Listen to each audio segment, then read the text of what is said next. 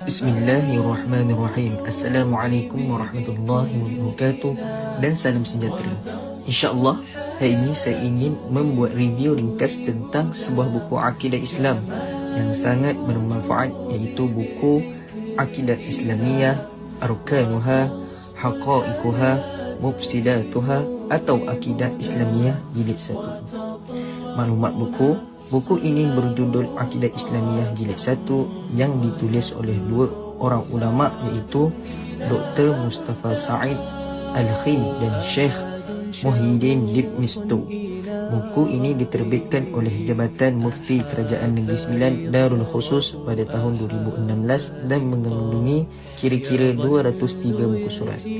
Buku ini merupakan sebahagian daripada siri pengajian akidah Islam yang terdiri daripada beberapa jilid yang menghuraikan asas keimanan secara sistematik. Latar belakang pengarang. Penulis pertama, Dr. Mustafa Sa'id Al-Khin, merupakan seorang ulama dan sarjana Islam dari Syria yang terkenal dalam bidang fiqh, akidah dan usul fiqh. Beliau banyak menghasilkan karya ilmiah yang dijadikan rujukan di institusi pengajian Islam di seluruh dunia. Penulis kedua, Syekh Muhyiddin Ibn Mistow, juga merupakan seorang ulama dan akademik yang banyak menulis dalam bidang akidah dan pengajian Islam klasik. Gabungan kedua-dua tokoh ini menjadikan buku ini bernilai ilmiah tinggi dan berautoriti dalam perbahasan akidah.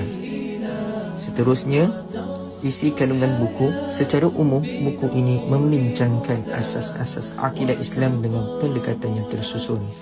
Antara kandungan yang kita boleh tengok, kandungan utama buku ini ialah: yang pertama, pengertian akidah dalam Islam; yang kedua, kepentingan akidah dalam kehidupan seorang Muslim; yang ketiga, peranan akal dan wahyu dalam memahami kebenaran; rukun iman dan konsep keimanan; prinsip-prinsip asas kepercayaan dalam Islam; dan yang terakhir, perkara-perkara yang boleh merosakkan akidah.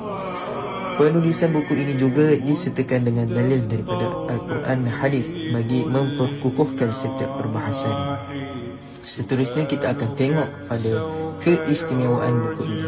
Antara keistimewaan buku ini ialah: yang pertama, penjelasan akidah secara sistematik dan mudah difahami; yang kedua, disokong dengan dalil Al-Quran dan As-Sunnah; yang ketiga, ditulis oleh ulama yang berautoriti dalam bidang akidah; yang keempat, sesuai dijadikan rujukan asas untuk pelajar, pendakwah dan masyarakat umum.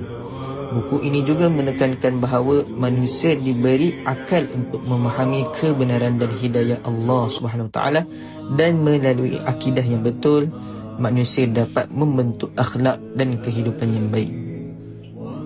Seterusnya, tujuan penulisan buku. Tujuan utama buku ini ditulis adalah untuk memberi pemahaman yang sahih tentang akidah Islam, membimbing umat Islam agar berpegang kepada keimanan yang benar, mengelakkan masyarakat daripada fahaman yang menyeleweng dalam akidah.